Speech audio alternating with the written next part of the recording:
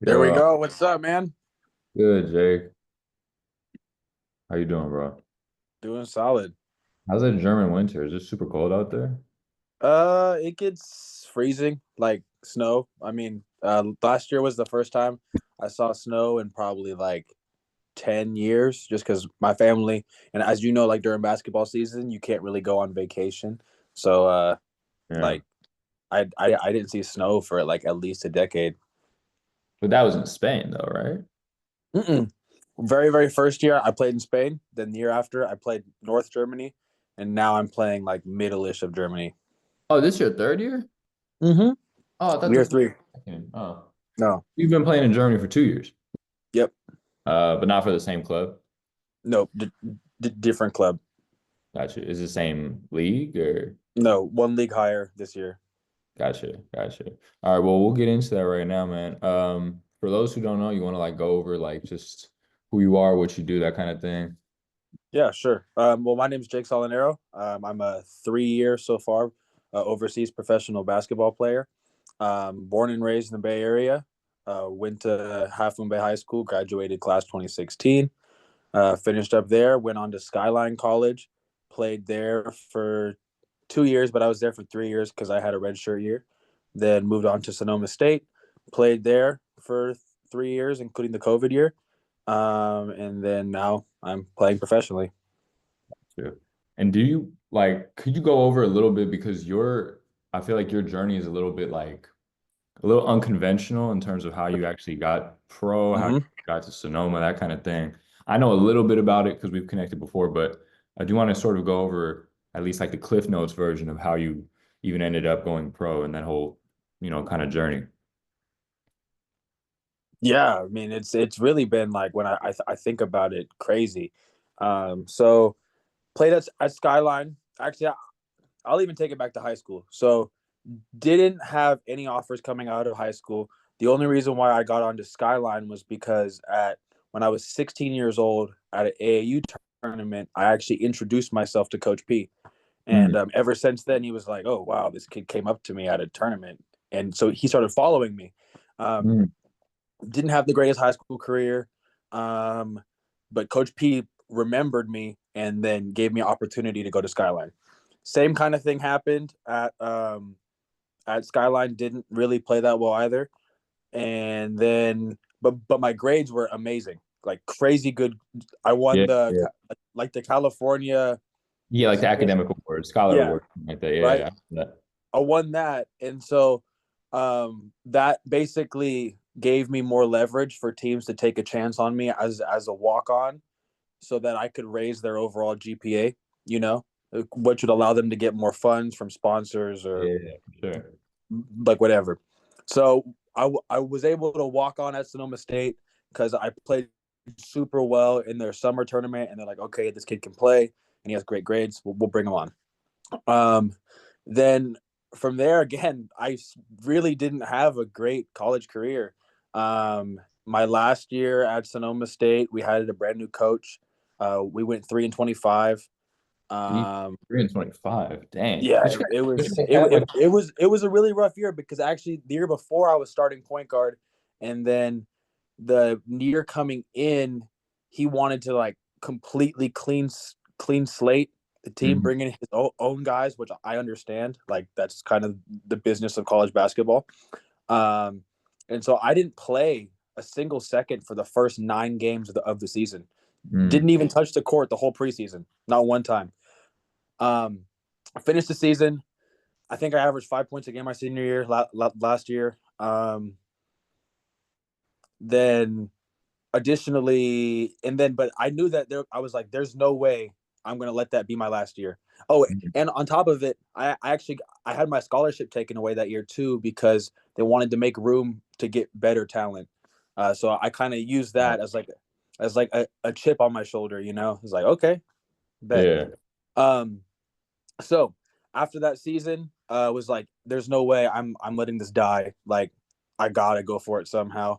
Um, I started researching like a lot of like rookie entry leagues, just kind Mm. of any way that I could get in, and I found this team in fifth division Spain called Torrejon, and I reached out to them. I sent them my film, and I got super lucky since they were basically doing um, a way for Americans to come and play for them, and either some of them would do school, or I didn't have to do school since I was finishing up my master's.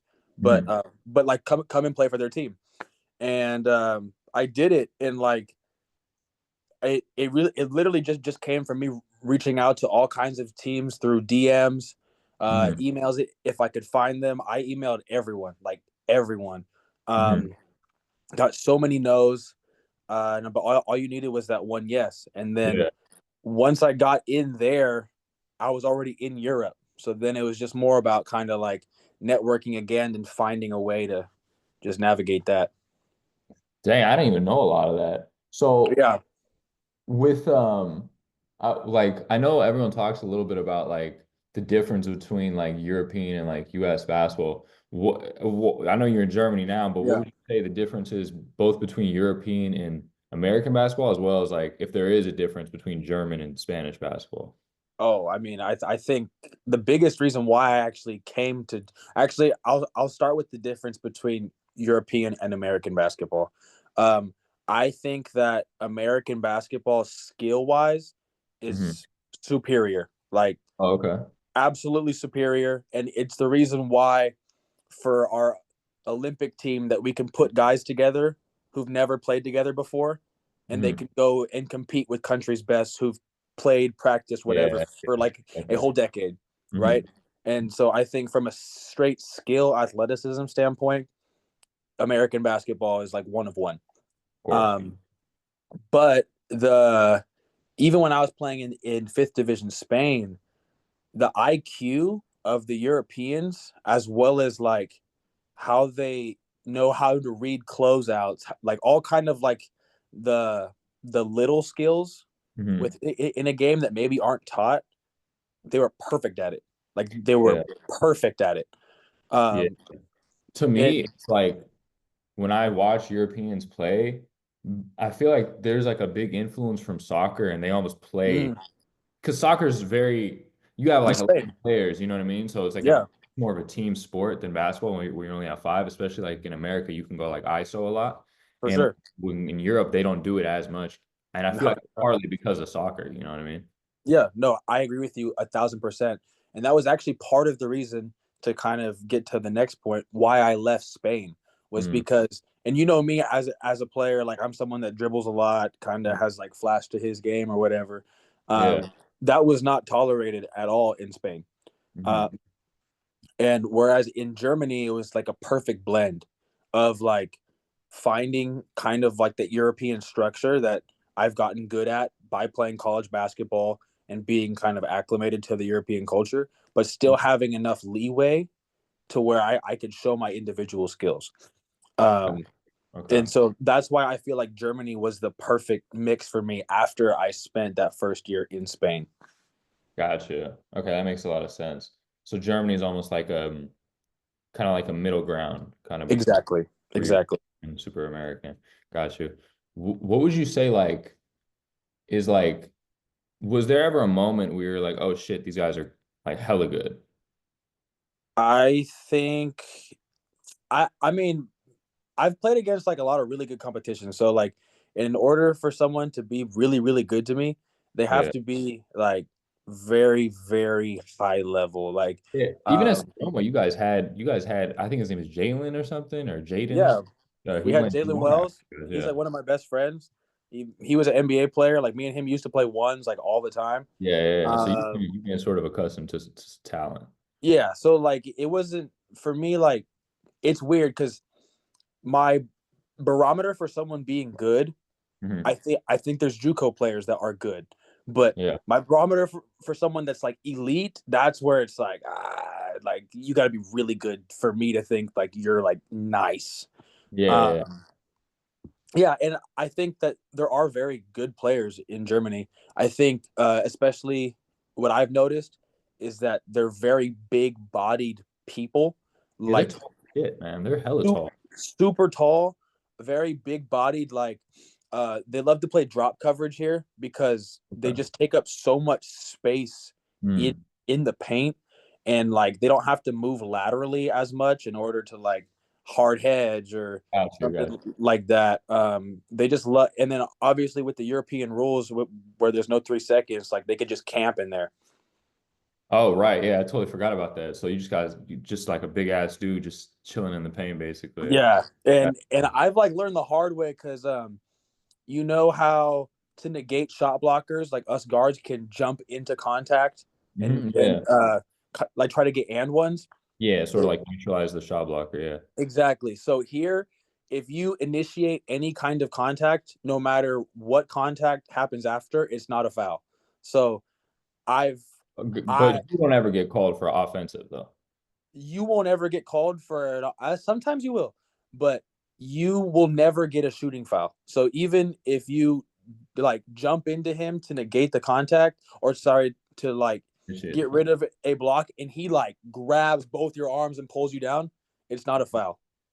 Would you say you're seeing a big difference between the physicality? Would you say it's like between American European or more like college and pro? I know you haven't had as much of an experience Mm, playing like pro in the States, but yeah. what do you think?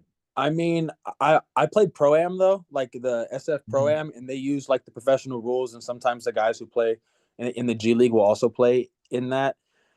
I mean, it's definitely way more physical than college for sure. Yeah, Um, they like if you're running through the paint, you're most likely going to get checked at some point. Whereas I feel like in the States, you can run more freely through the paint, gotcha. Yeah, stuff like that. gotcha. What I mean, like you went over a little bit of your story. Like I don't even know about it a lot. What would you say? Like I know, like the motivating factor would obviously be like you just love the sport, but Yeah, of course. what is something that like because you had a lot of like adversity, obviously coming out of high school, out of JUCO, out of college, like there's all Yeah, points in yeah. like right now you keep trying to like climb basically like from the bottom. Would you say there's like something you could like speak to where maybe somebody's in your same position, maybe either younger than you or exactly in the same position that kind of keeps you kind of confident and on track? You know what I mean? Yeah, no, I mean, I think the biggest thing for me was always just I feel like we all have this voice inside of ourselves Hmm. that knows how good we can be. Um, and I think sometimes that voice gets silenced by maybe current results or current situations to where you kind of start to doubt it. Um, and for me, this is something I've always known that I could do. And Hmm. I was determined enough to like this is gonna sound like corny, but really like die behind it. Like, okay, Hmm. like this is something that I want to have happen for myself, and like I've played it in enough open gyms. I've seen the talent that it takes to get there. Like, I know I can do it. And again, like a lot of it kind of comes down to the delusionness of it, because even in my mind, like I'm 27, I'm not playing like EuroLeague basketball. I still believe that I could, like talent wise, I could become an NBA player. And Hmm. like people would hear that and be like, "Pro, no." Like Yeah.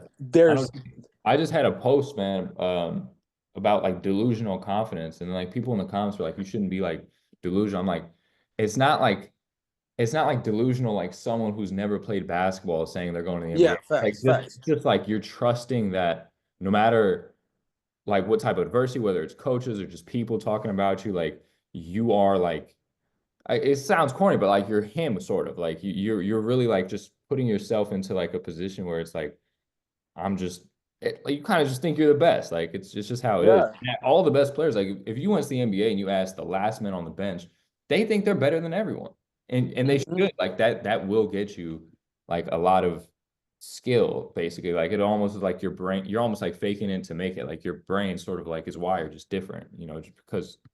100%. Yeah. Like if you think about my journey, it's like people that average 5 points per game in JUCO don't get scholarships to play at the next level. People that average 5 points per game at college don't play professional basketball. And Yeah. so it's like there's I I just always like I was really gonna die behind like I need to make, and I don't know if it's some weird quest for like self validation or whatever, but I Mhm. just really wanted these things for my life. Yeah, no, no, totally. Yeah. It's there's always like with you especially, like it just seems like there's always like you said, like a little bit of delusion where it's like Yeah, sort of uncommon for you to make that next level, but if it's work, if it's something you want to do, you can always just kind of not take no for an answer almost. yeah, Um, sure. what would you say is like if you were to hone in on like one skill that either you had to prepare or you wish you had to prepare before, making that jump from I'd say let's go like high school to college and then college to pro. What would you say like is a big jump that you had to make or you wish you had to make? Like in terms of like mindset, like a literal skill or what? I guess it could be anything. I think a lot of what I wish I understood more is, and this is like a very like controversial thing, but I feel like it's so true now, is like the coach isn't going to play the guy that like listens the most and like is exactly what he wants to a T. The coach is going to play the guy that produces the most. And so I think in my college career and for sure in my high school career, I was like so afraid of getting taken out or trying to be aggressive and making plays because like I really wanted my coaches to like me Hmm. or um to just or my teammates to like me. And when and I really didn't play that much, or I Hmm. was like a role player at best. And it wasn't until I came overseas that I started to realize that like no, what the coach wants is production. Now I'm not saying if you're like the 13th guy on the bench to come down and do hezzy pulls like right when you Hmm. get, but what I am saying is like you're gonna come out of the game anyway, and there's a level of aggressiveness that you need to have to produce, or else like the coach literally can't play you, even if you're like listening to everything that he's saying. Yeah, it's funny. That's something I tell like when players like they'll ask like it's probably a question I get more than anyone or than any other question is like how do I be confident? I'm like if you are coming off the bench and you're scared to make a mistake, you're almost like predisposing yourself to make a mistake. Or if 100%. you're not making a mistake, you're not producing. So it's like Yeah, still kind of a mistake, right? yeah, You're just not doing anything. So you're gonna come out anyway. So you might as well like again, don't do like a hezzy pull step, but you know what I mean? Nothing like yeah, that. But at the same time, you gotta at least get a shot up or at least get to the paint or something. Be some type of aggressive.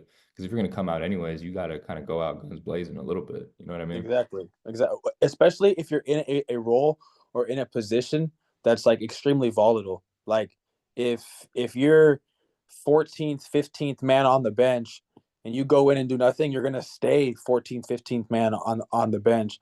But who knows, like maybe like you come in, you've been watching film, so you get like two passing lane steals by reading what they were gonna do. And then let's say like let's say like you don't even score those, and then you get an assist by passing to your shooter. Like Hmm. now the coach sees, it's like, oh shoot, okay, like when I put you in, you're producing. And Yeah. that has nothing to do with like you played it at Skyline, so that has nothing to do with like you making sure that we're running spots correctly. Now, Yeah. like that could help, but like I played for Coach P and you did too, and like the guys that always got the most leash and the guys that always played the most were the guys that produced the most. Yeah, man. We had guys that like he's super big into like a 2 foot stop. I had guys that would just go in there and do whatever. If they made it, It you doesn't got matter. to trust. Like Yeah, doesn't matter. facts. It's all about your ability, and you can't display your ability if you never actually like show it, Try. right? Exactly. Like when my freshman year, I was like one of the highest. I had one of the highest efficiencies as a shooter in the state. Like I shot like Yeah. 48% from the three. But dude, like I wish I shot more because everyone on my team trusted me, including Coach P. But for some reason, I was just like scared. It was just like something in my head that I was just scared to miss. And had I shot that, my percentage probably would have dipped, but I would have made probably like 5 threes a game. You know what I mean? Because I would have, or at least I would have gotten my teammates open because people would have closed out harder or people would have 100%. hard. So it would have just been like the plus minus would have been even higher. You know what I mean? With me on the court. But Absolutely. yeah. How would you say like more like what would you say like a day to day like life? Like I don't know if it's Yeah, yeah. Germany and Spain or anything like that, but how would you say it is like? I know you guys are in the middle of the season. Speaking of which, how long is you guys' season? Way longer. And that's another thing where I really feel like you have to love the game. Is we started middle of August. That Hmm. was when I got here, and we're gonna go knock on wood because of playoffs Hmm. until like early May. So you guys are having even a longer season in the NBA. If you're, I guess in theory maybe because we only play one game a week. oh, you guys play one game a week. So how many, if you guys were to go like finals, like how many games would that be? I think it's like 32 Gotcha, gotcha. or something. Yeah, So, but how, in terms of like scheduling, how would you guys, how's like the practice versus just like it's the game? different. Yeah. So we on my team, we only practice 3 days a week. We practice Monday, Wednesday, Thursday, like late night, because a lot of the other guys they have like 9 to 5s that they work.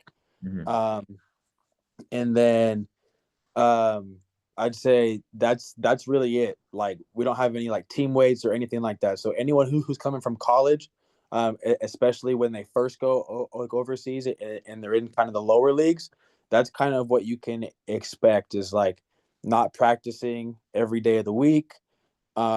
Lifting is going to be up to you, kind of thing. Um, but for me, like individually, like I wake up, I go lift 6 days out of 6 days out of the week, actually seven, no six, yeah, 6 days. Then I'm trying to shoot all 6 days too, or 5 days of the week. Um, and then like I have my coaching stuff that I also do here for the club, and then when I have some extra time, I also do my online job. So that's kind of like my schedule.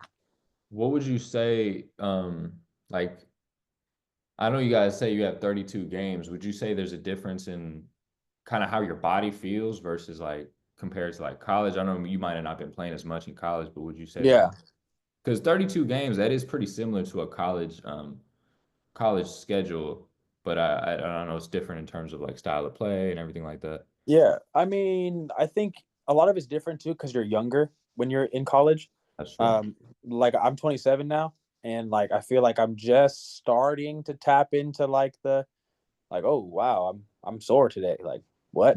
Mm. But I think that the recovery that you have in college helps a ton. Like having like the Normatec boots, having like the all kinds of stuff like that at hand. If you don't go like mid major D1 and average solid stats, you'll probably your overseas first couple jobs will probably be like what I'm experiencing now. And so Yeah, you're not gonna have an on staff sports medicine person. You're most likely not gonna have a strength and conditioning coach. And so a lot of this stuff you have to do by yourself. yeah, And so that's where kind of like the eating well, making sure that you're lifting and doing everything that you need to be doing to make sure your body's good. It's like a very individualized kind of practice. for sure. So you have a good amount of free time then. Currently, no, because of the schedule that I'm on. But I would generally say most pros, yes. Yeah, You well, just I mean, I guess it's sort of like self-chosen, like you working yeah, yeah, yeah. online job, you working out and everything like that. Um, what would you say, like, I guess life is like, because you're the foreigner now. And I've always Mhm. wondered this with people coming over here. Like my family's not from this country. I always wonder what it was like. What is it like being like not knowing the language, like being brand Oh, new, that's the not crazy knowing part. the Yeah, culture, yeah. like that? That is probably the craziest part. I think when you live in the States, you kind of take for granted that you can just talk to anyone for the most part. Like you could literally be like, "Oh, where's the bus station?" Oh, like to a complete stranger, you could be like, "Oh, like what's the best place to eat around here?" And they would tell you. Yeah. Here it's I don't I don't know what to say. Or like I go into, let's say I'm at like a restaurant. I can't read the menu. If they don't have Wi-Fi, then I can't use Google Translate to say what it says. Yeah. Um, in Spain, I think it was more of a culture shock because like I couldn't really speak Spanish then, and the whole practice was in Spanish, and I was like, oh my gosh, like what? But now that I'm in year three, my whole practice is in German, and it's just like you learn to adapt to that. Um, but it is very weird.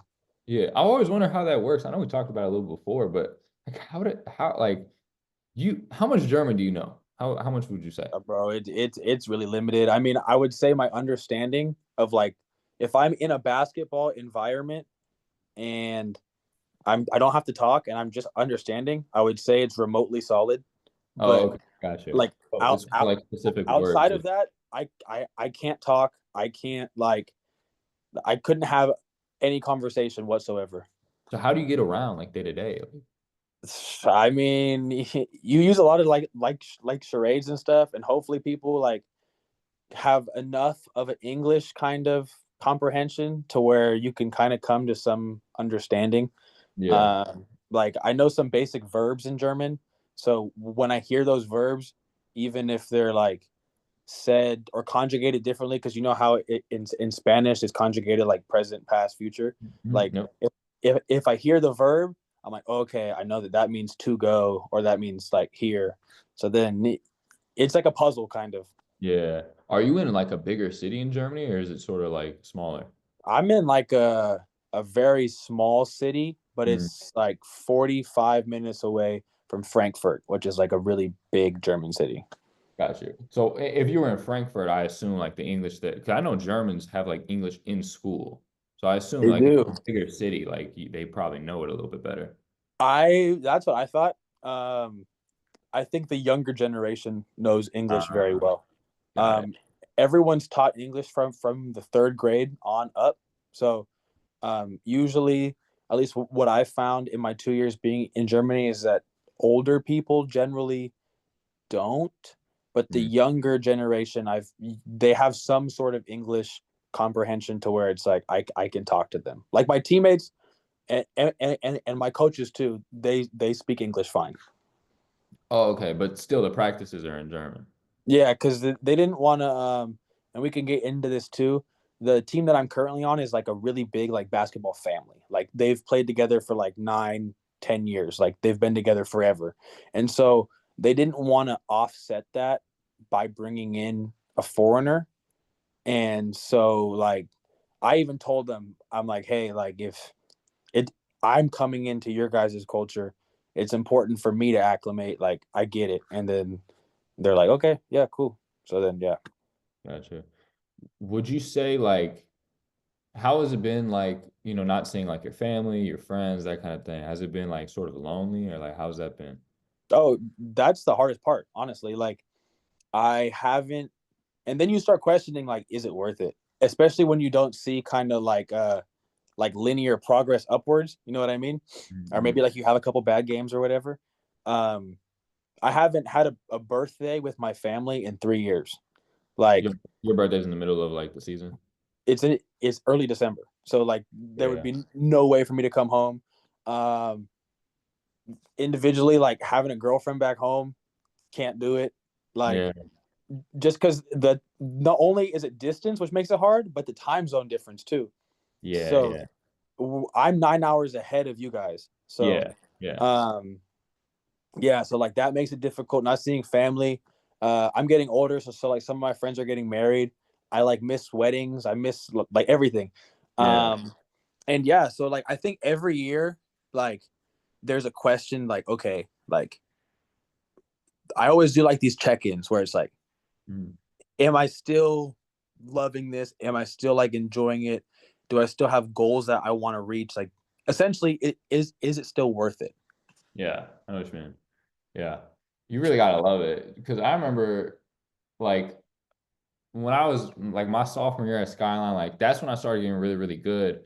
But I played way less than I did my freshman year, so I was never really able Mm-hmm. to play it. But then after that, like I was like, I don't know what I'm gonna do. Maybe I'll try to walk on. I just kept working out. And then people just kept asking me, like, yo, you should go pro. I'm like, man, I don't know. You gotta go overseas. Like, I'm not gonna see my family. Like you really Yeah, love it. And like for me, I ultimately decided that's like not something I wanted to do. So you really have to love basketball in order to go play pro overseas because it's not like you're in the NBA and like the you're in the facts. United States or anything like or even G League. Like those guys are hella good too. Like, but you're even then like you're on the road 9 months out of the year, 6 months out of the year sometimes. Like it can get really difficult. No, for Um, sure. yeah. But what would you say? I guess like leveling up to like I know you keep trying to like get up to the next division, the next conference. Like what would you say Yeah. you're looking to personally like improve on in order to do that? I mean, I think and we've even talked about it, but like ever since me and you talked about kind of like my 3-point shot form, like that's Mhm. definitely been something that like I can't like get out of my head. Just Yeah. in terms of maybe like having a ceiling as a shooter with like my current form or something like that. It's Mhm. almost been bad, like to where I'm like, dang, like is my shot currently broken, whatever. But anyway, um, yeah, I think everything else, I feel like I'm really good at, like in terms of being able to get by people, create Mhm. plays, play defense, guard bigger people. It's just the consistency with my 3-point shot. Like I Yeah. think that that's the It's next tough thing. too. It's tough too when you're like, I know like the first time we talked about it, you were like hesitant to change it because you had like camps or some type of like tryout or something to go. Yeah, no, for But sure. like Yeah, you don't want to go in the middle of a shot transformation because you almost have to like get worse to get better. And it's like exactly. you can't do that when you're trying to get a contract. So it's like it's really difficult to sort of balance that. Um, I guess like I wanted to ask like if you were to like give advice I, sort of like to yourself, like when you're like 15 or 16, what would you say? Or someone that's in the same position but around that age?